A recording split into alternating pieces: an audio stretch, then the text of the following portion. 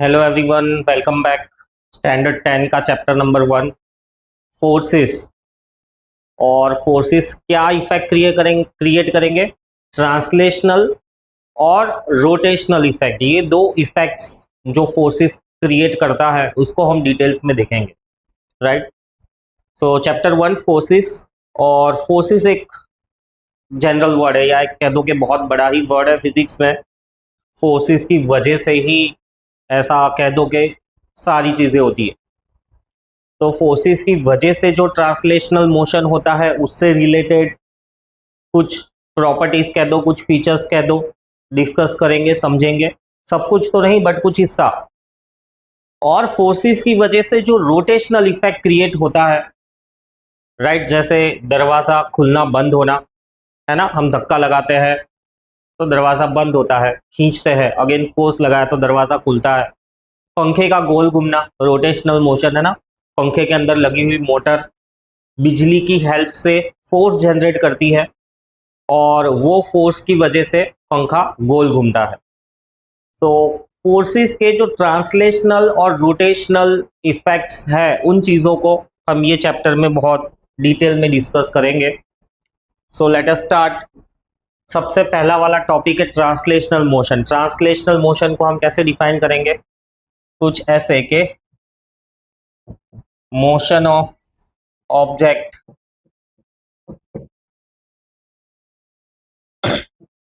along straight path is called as translational motion। सीधा जाना, है ना। तो बाइसिकल को जब पैडल लगाते हो बाइसिकल सीधे जाने लगती है। पर थोड़ा और गहराई में जाकर ऑब्जर्व करो तो पहिए तो गोल घूमते हैं, है ना। तो फोर्स तो हमने लगाया आगे जाने के लिए, बट बदले में पहिए भी घूम रहे हैं और उनके घुमाव की वजह से हम आगे जा रहे हैं। सो मल्टीपल फोर्स तो एक ही है बट मल्टीपल इफेक्ट्स क्रिएट हो रहे हैं कि ट्रांसलेशनल मोशन भी हो रहा है, हम सीधे जा रहे हैं, साइकिल भी सीधी जा रही है, बट पहिए गोल घूम रहे हैं, रोटेशनल मोशन। सो समझो कि कोई भी मोशन को हम कंसीडर कर ले, राइट, तो जरूरी नहीं है कि वो एक ही टाइप का हो, उसके अंदर और दूसरे भी मोशन इन्वॉल्व हो सकते हैं। फिर ये दूसरा एग्जांपल है ट्रांसलेशनल मोशन के। ट्रांसलेशनल मोशन का बेस्ट एग्जांपल है fruit falling from a tree. ये सबसे बेस्ट एग्जांपल है ट्रांसलेशनल मोशन का या वन डायमेंशनल मोशन का, क्योंकि ट्री की हाइट एक स्पेसिफिक ले लो 10 फीट 20 फीट, तो इतनी हाइट से कोई भी ऑब्जेक्ट छोड़ोगे ना तो वो सीधा ही नीचे आएगा। सो वो परफेक्ट एग्जांपल है ट्रांसलेशनल मोशन का। सो ट्रांसलेशनल मोशन क्या होता है? Motion in one dimension, motion along the straight line, इसको हम कहते हैं translational motion. So motion of the object along the straight path, ऐसा भी लिख सकते हो additionally, along the direction of force. So इसको हम कहेंगे ट्रांसलेशनल मोशन। ट्रांसलेशनल का दूसरा एक सिनोनिम भी है, उसको हम कहेंगे लीनियर मोशन भी कह सकते हो, right. Moving to the next topic, rotational motion. Right, rotational motion को कैसे डिफाइन करेंगे? इसका डेफिनेशन कुछ ऐसा आएगा, motion of the body along the fixed axis. So एक फिक्स एक्सिस के अलोंग अगर बॉडी गोल गोल घूमते जा रही है तो राइट, हम इसको कहेंगे motion of the body along the fixed axis, उसको हम कहेंगे रोटेशनल मोशन, राइट। पंखा मोशन में है, हाँ है, अलोंग द फिक्स्ड एक्सिस, हाँ है। एक एक्सिस पंखे का फिक्स्ड है और उसी एक्सिस के अलोंग पंखा गोल गोल घूमते रहता है, तो वो हो गया रोटेशनल मोशन, राइट। टॉप लट्टू, है ना, एक्सिस के अलोंग गोल गोल घूमता है, भले ही फिर वो एक जगह से दूसरी जगह पर डोल रहा है, वो कोई इशू नहीं है, बट एक्सिस के अलोंग गोल गोल तो घूम रहा है ना, तो रोटेशनल मोशन। फुटबॉल, क्या ये रोटेशनल मोशन करता है? लीनियर मोशन भी करता है।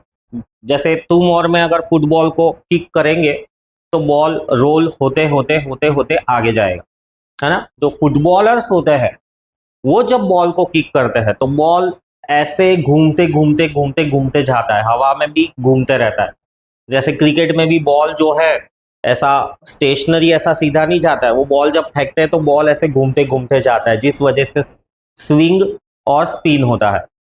सो ये जो घुमाव है along its central axis, right, that is called as rotational motion. तो बॉल ट्रांसलेशनल मोशन भी करता है और साथ साथ में रोटेशनल मोशन भी कर सकता है या करता है, डिपेंड करता है कैसे किक किया हुआ है। Next, rigid body. Rigid body को कैसे डिफाइन करेंगे? Rigid body, a body that does not gate deformed even on application of force is called rigid body, है ना। क्या ये सरिया आयरन की रॉड रिजिड बॉडी है? फोर्स लगाओ उस पे, क्या उसका शेप चेंज होगा? सिंपल लेवल पे लेट्स से तुम और मैं ही फोर्स लगा रहे हैं, ऐसा आयरन का रॉड है, इसको फोर्स लगाओ, क्या ये टूट जाएगा? है ना। तो हम इसका शेप चेंज नहीं कर सकते। मतलब हाँ, कोई बॉडी बिल्डर है वो मोड़ देगा, बट जनरली तुम और मैं, एक कॉमन इंसान या एक कॉमन मस्क्यूलर स्ट्रेंथ वाले लोग इसको तोड़ नहीं पाएंगे, मोड़ भी नहीं पाएंगे, दबाकर उसका शेप चेंज भी नहीं कर पाएंगे। सो अल्टीमेटली रिजिड बॉडी है। थोड़ा गहराई में जाओ तो मशीन को यूज करके तो हाँ हम तोड़ सकते हैं, मरोड़ सकते हैं, राइट, खींच सकते हैं, उसको लंबा कर सकते हैं खींच कर। तो मशीन की बात नहीं हो रही है। रिजिड बॉडी वो बॉडी है जो जनरली तुम्हारी मेरी मस्क्यूलर स्ट्रेंथ अप्लाई करने पर भी उसका शेप साइज चेंज ना हो, उसको हम कहते हैं रिजिड बॉडी। ये सारी रिजिड बॉडीज है कि हम नॉर्मल इंसान तो इसको आसानी से मोड़ नहीं सकता है। फिर point of application of force. Generally ये जो हम ट्रांसलेशनल मोशन और रोटेशनल मोशन पढ़ेंगे वो रिजिड बॉडीज के रिस्पेक्ट में ही पढ़ेंगे, कि वो बॉडीज जिनकी शेप साइज चेंज नहीं होती है on the application of the force. फिर आता है point of application of force. जहां पर भी तुम फोर्स अप्लाई कर रहे हो ना, जहां पर भी कांटेक्ट हो रहा है, उस कांटेक्ट पॉइंट को हम कहेंगे point of application of force, right. So इसको कैसे डिस्क्राइब करेंगे? इसका कोई डेफिनेशन तो नहीं है, but description, it's a point where physical contact is made and force is applied. तो इसको हम कहेंगे point of application of force. Magnet से मैग्नेट को धक्का मारना, वहां कहां point of application of force ढूंढोगे? ग्रेविटेशनल फोर्स प्लैनेट्स के बीच में, वहां कहां point of application of force ढूंढो? सो उन केसेस में हम एक इमेजिनरी पॉइंट एज्यूम कर लेते हैं कि भाई लेट्स से इधर सन है, राइट, और इधर अर्थ है। तो ऐसे हम एक इमेजिनरी पॉइंट ले लेते हैं। ये वो इमेजिनरी पॉइंट्स हैं जहां पर दोनों एक दूसरे पर ग्रेविटेशनल फोर्स अप्लाई करते हैं। जनरली हम ये मैकेनिकल टर्म्स में बात कर रहे हैं, ये चैप्टर का डिस्कशन मैकेनिकल टर्म्स में है, ना ही ग्रेविटेशनल, ना ही इलेक्ट्रिक, ना ही मैग्नेटिक। सो ये सही बैठता है, इट इज ए पॉइंट जहां पर तुमने धक्का मारा। So point of application of force. फिर आता है line of action of force, right. So line of action of force को कैसे डिफाइन करोगे? कि imaginary line in the direction of the point of application of force, right, it's called as a line of action of force. An imaginary line drawn in the direction of force is called line of action of force, right. क्योंकि imaginary line है ना, तो imaginary lines के लिए ये standard method है कि उनको डॉटेड लाइन से ही रिप्रेजेंट करते हैं, राइट। सो यहां पर ये है point of application of force, और इस point of application of force को in the direction of force, right, draw करूं मैं, point of application of force को in the direction of force draw करूं मैं, तो मुझे मिलेगी line of action of force. an imaginary line drawn in the direction of the force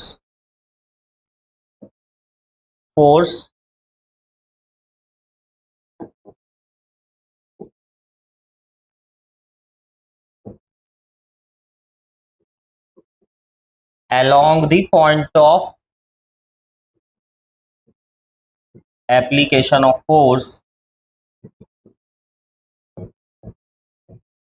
is called line of action of force, right? law of line of action of force। क्या करती है line of action of force? क्या जरूरत है line of action of force का? क्या जरूरत है point of application of force की?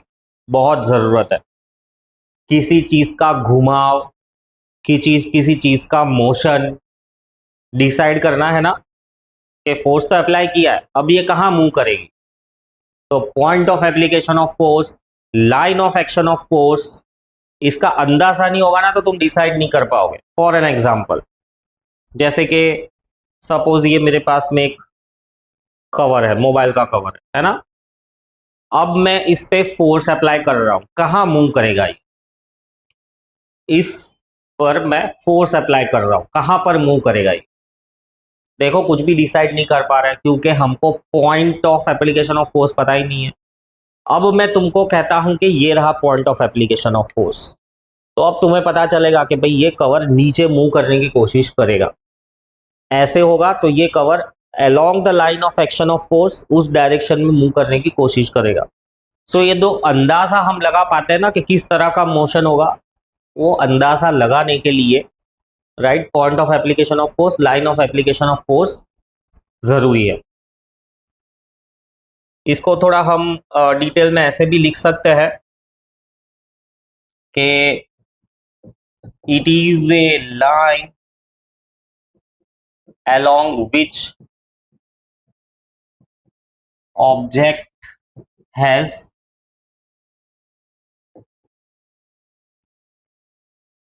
tendency to move। मतलब ऑब्जेक्ट उसी डायरेक्शन में मूव करने की कोशिश करेगा, या तो मूव कर ही जाएगा या तो मूव करने की कोशिश करेगा। So line of action of force, principle of transmissibility of force क्या कहता है ये, कि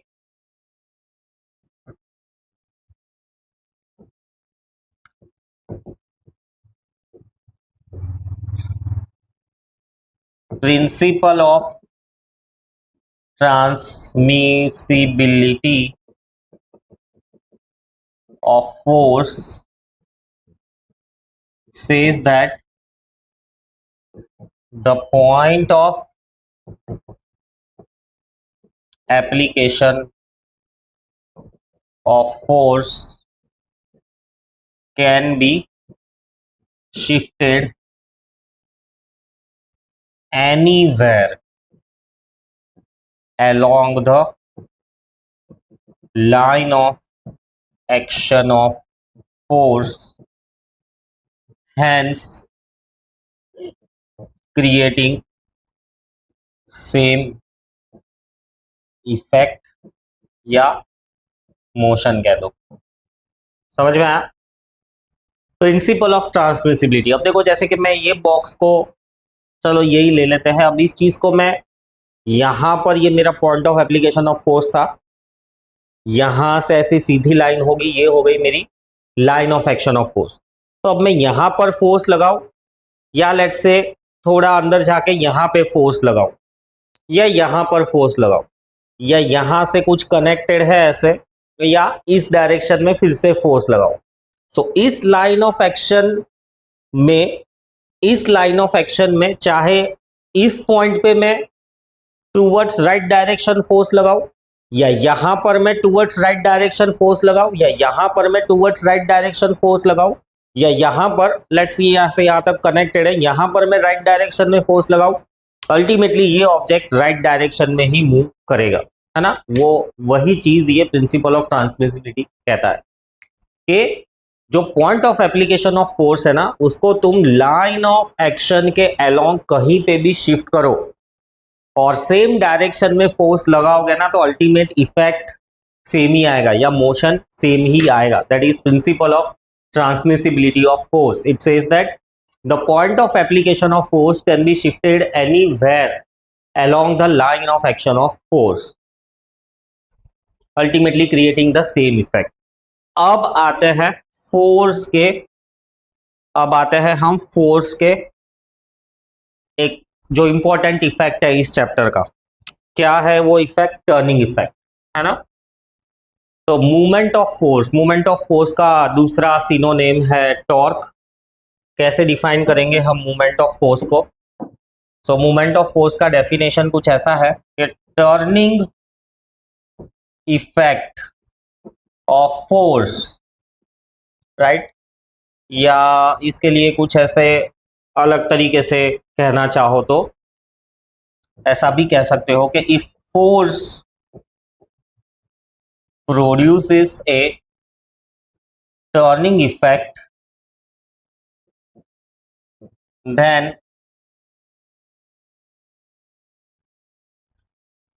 the turning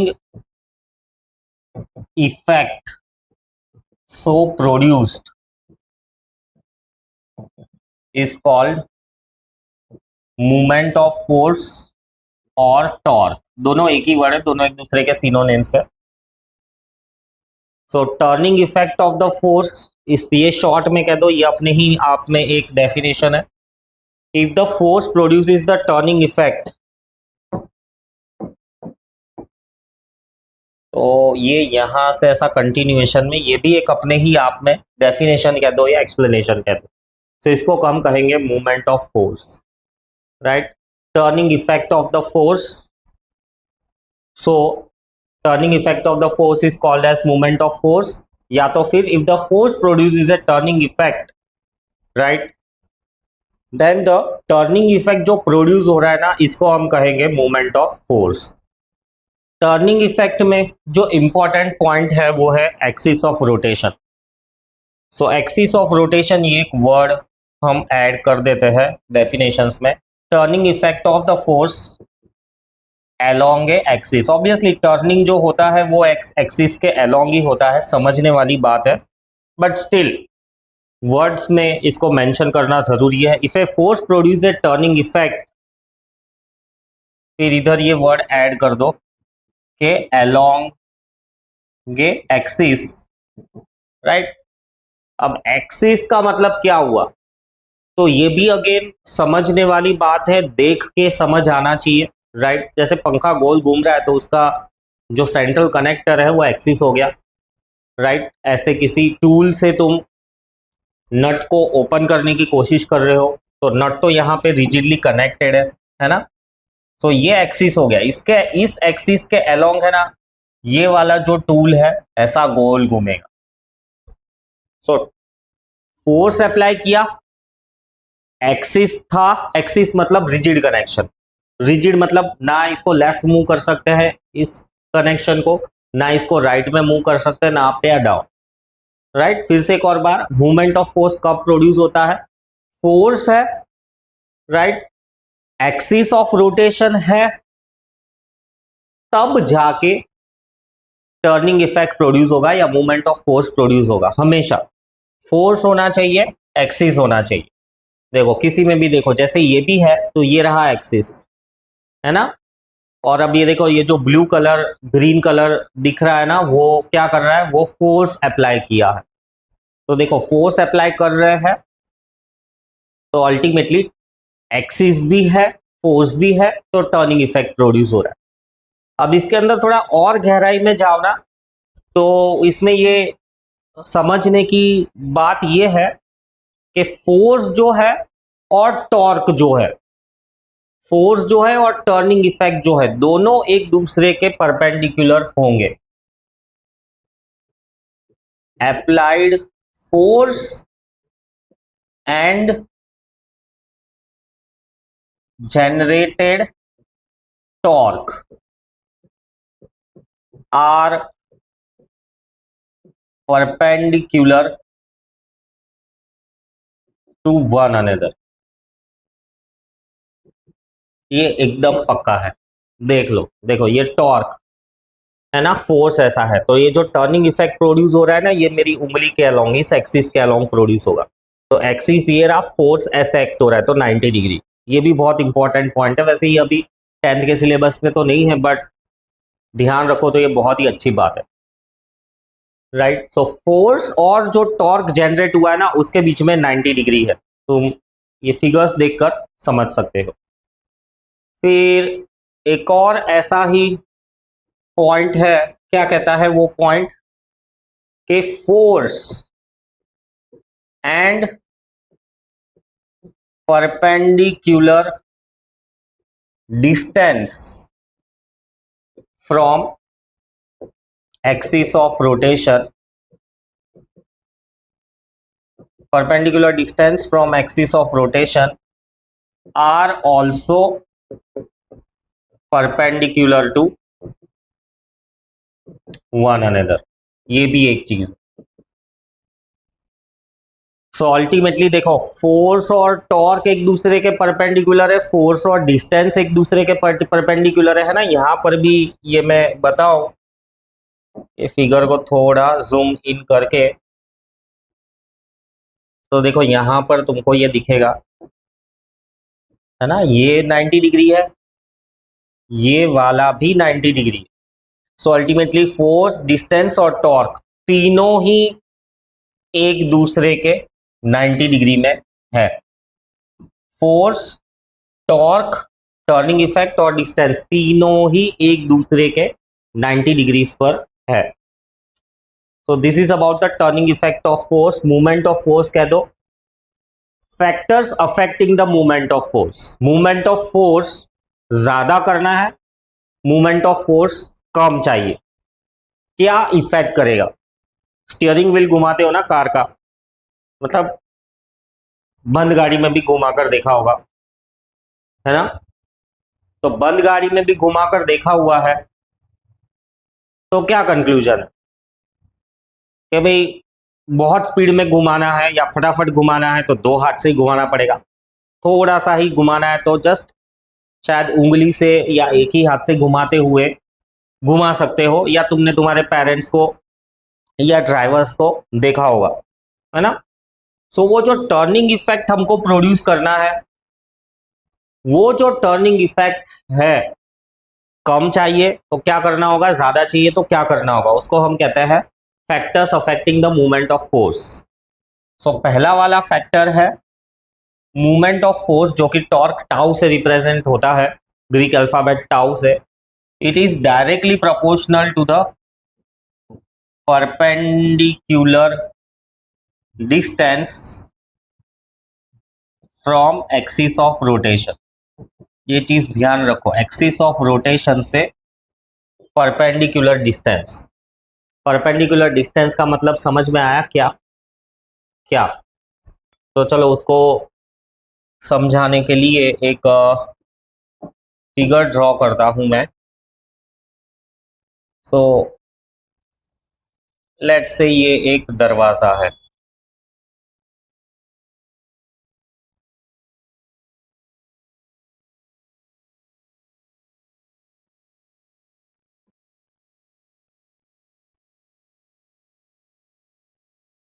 ना, ये एक दरवाजा है। अब सबसे पहली चीज तो हमको ये आइडेंटिफाई करनी है एक्सिस ऑफ रोटेशन। तो ये मुझे क्लियर हो गया, ये है एक्सिस ऑफ रोटेशन। अब इस एक्सिस ऑफ रोटेशन के अलोंग मुझे ऑब्वियसली दरवाजा एक साइड से रिजिडली कनेक्टेड होता है, दूसरी साइड से फ्री होता है, इसीलिए वो खोल या बंद कर सकते हैं। तो अब मुझे ये दरवाजा खोलना है, तो क्या करूंगा मैं, यहां पर फोर्स अप्लाई करूंगा, यहां पर अप्लाई करूंगा या यहां पर अप्लाई करूंगा, ए पर, बी पर या सी पर। देखो, ए पे अप्लाई करोगे तो क्या दरवाजा खुलेगा? हाँ जरूर खुलेगा, लेकिन बहुत ज्यादा फोर्स लगाना पड़ेगा। बी पे फोर्स लगाओगे तो क्या टर्निंग इफेक्ट प्रोड्यूस होगा, मतलब कि दरवाजा खुलेगा? हाँ खुलेगा, फोर्स ज्यादा ही लगाना पड़ेगा। कंपेयर टू ए थोड़ा कम बट ज्यादा। और अगर सी पर फोर्स लगाऊं तो शायद एक उंगली से ही धक्का मारने पे दरवाजा खुल जाएगा, है ना? ऐसे खुलेगा दरवाजा। तो यहां पर डिफरेंस क्या है? यहां पर पॉइंट टू नोट ये है कि परपेंडिकुलर डिस्टेंस, यहां पर परपेंडिकुलर डिस्टेंस है R1, यहां पर परपेंडिकुलर डिस्टेंस है R2 ये B तक, और यहां पर परपेंडिकुलर डिस्टेंस ये C तक है R3। देखो, परपेंडिकुलर डिस्टेंस यानी सीधा डिस्टेंस। अब दरवाजे से यहां तक का डिस्टेंस मेजर नहीं करना है, यहां से यहां तक का डिस्टेंस मेजर नहीं करना है, यहां से यहां तक का डिस्टेंस मेजर नहीं करना है। परपेंडिकुलर डिस्टेंस यानी जो एक्सिस ऑफ रोटेशन है वहां से सीधी लाइन जो ड्रॉ हो, एकदम सीधी लाइन, उसको हम कहेंगे perpendicular distance. So torque is directly proportional to perpendicular distance. जितना ज्यादा डिस्टेंस होगा, राइट, टॉर्क भी उतना ज्यादा प्रोड्यूस होगा। तो इसको ऐसा कंक्लूजन में ये सेंटेंस भी लिख सकते हो कि more the perpendicular distance more the perpendicular distance, more will be the torque for smaller effort। Come effort, है ना? देखो, अभी इस चीज को मैं थोड़ा कंपैरेटिवली लिख दूं तो इसको तुम ऐसा लिख सकते हो कि देखो, F1 is greater than F2 is greater than F3। F3 सबसे छोटा है, और इसका रीजन क्या है? R1 is smaller than R2 is smaller than R3। R3 सबसे बड़ा है। तो greater the distance laser will be the force. और हम तो यहाँ पर ह्यूमन एफर्ट्स की ही बात कर रहे हैं, है ना? ये ओपन करना है, ऑब्वियसली हम ही हाथ से ताकत लगाएंगे। तो हम क्या चाहेंगे कि कम से कम हमारा एफर्ट इन्वॉल्व हो। तो कम से कम एफर्ट के लिए डिस्टेंस ज्यादा से ज्यादा होना चाहिए, परपेंडिकुलर डिस्टेंस ज्यादा से ज्यादा होना चाहिए। फिर सेकेंड फैक्टर है torque is directly proportional to the force applied. Obviously yes, force जितना ज्यादा अप्लाई करोगे टॉर्क उतना ज्यादा प्रोड्यूस होगा। जैसे अगर हाथी है तो यहाँ पे भी फोर्स अप्लाई करेगा तो उसके लिए तो ये फोर्स ना के बराबर ही होगा, आराम से दरवाजा खुल जाएगा।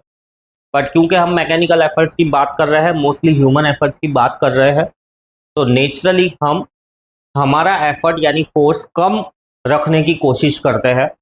अल्टीमेटली फोर्स कम रखना है तो हमको क्या करना पड़ेगा? परपेंडिकुलर डिस्टेंस बढ़ाना पड़ेगा।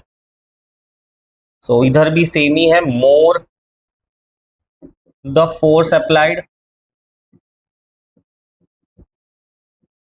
More will be the torque produced. मैं मूवमेंट ऑफ वर्ड यूज नहीं करता, टॉर्क वर्ड ही यूज करता हूँ, क्योंकि हर क्लासेस में ये टॉर्क वर्ड ही यूज होता है। तो तुम भी टॉर्क वर्ड से बहुत फेमिलियर हो जाओ। फिर आगे मूवमेंट ऑफ फोर्स के बारे में है, फाइनली उसका फॉर्मूला। सो यहाँ पर ये मैथमेटिकल फॉर्मूला लिखा हुआ नहीं है, बट तुम एक टॉपिक डाल दो कि mathematical formula of torque. Physical quantity है टॉर्क, इसको हम मेजर कर ही सकते हैं, क्यों ही नहीं, right? So mathematical formula of the torque.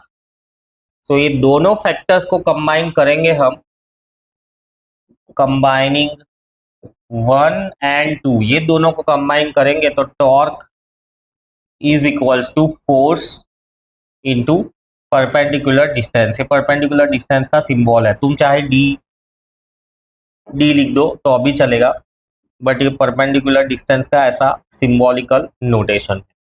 तो ये टॉर्क का मैथमेटिकल फॉर्मूला आ गया, force into perpendicular distance. Proportionality sign remove करके कोई कांस्टेंट नहीं लगाना पड़ेगा, इधर कोई कांस्टेंट अपीयर नहीं होता है, सिंपल है, no constant over here, force into perpendicular distance. Next आते हैं clockwise and anti clockwise movements. अब टॉर्क जो है ना स्केलर क्वांटिटी है, sorry torque is a vector quantity, direction होता है टॉर्क का, it's a vector quantity, direction matters. So क्योंकि वेक्टर क्वांटिटी है तो उसका डायरेक्शन क्या होगा, पॉजिटिव या नेगेटिव। तो अगर if force produces clockwise torque या movement of force, then torque या movement of force is positive. ये एक बात हो गई। और इसका कन्वर्स कि if force produce anti clockwise torque या कह दो मूवमेंट ऑफ फोर्स, तो जो टॉर्क प्रोड्यूस हुआ है या जो मूवमेंट ऑफ फोर्स प्रोड्यूस हुआ है that is negative. So clockwise, clock ऐसे चलती है, clockwise torque is taken as negative, नहीं क्लॉकवाइज टॉर्क, एक सेकेंड, हाँ एंटी क्लॉकवाइज जो होगा ना वो पॉजिटिव है, एंटी क्लॉकवाइज वाला पॉजिटिव है और क्लॉकवाइज वाला नेगेटिव टॉर्क है। सो क्लॉकवाइज अगर रोटेशन प्रोड्यूस हो रहा है तो हम उस क्लॉकवाइज रोटेशन को नेगेटिव साइन से रिप्रेजेंट करेंगे, और अगर एंटी क्लॉकवाइज रोटेशन प्रोड्यूस हो रहा है तो उसको हम पॉजिटिव साइन से रिप्रेजेंट करेंगे। फॉर्मूला तो ऑलरेडी हमारे पास है, क्या है formula, torque tau is equals to force into perpendicular distance. ये मैथमेटिकल फॉर्मूला, इसी में से यूनिट्स आ जाएंगे। फोर्स का यूनिट है न्यूटन, डिस्टेंस का यूनिट है मीटर, सीजीएस में हो जाएगा न्यूटन का करस्पॉन्डिंग सीजीएस है डायल, मीटर का करस्पॉन्डिंग सीजीएस यूनिट है centimetre, gravitational units kgf metre, और ये हो जाएगा ग्राम फोर्स सेंटीमीटर। तो ये यूनिट्स हो गए टॉर्क के। ये एग्जाम्पल्स है जिसमें टर्निंग इफेक्ट प्रोड्यूस होता है, सीसॉ वगैरह, इसके बेसिस पे क्वेश्चंस भी है। तो वो जो क्वेश्चंस है या इससे रिलेटेड कुछ और भी है आगे नेक्स्ट लेक्चर में कंटिन्यू करेंगे, तब तक के लिए इतना पढ़ो, रिवाइज करो, सी यू, बाय बाय।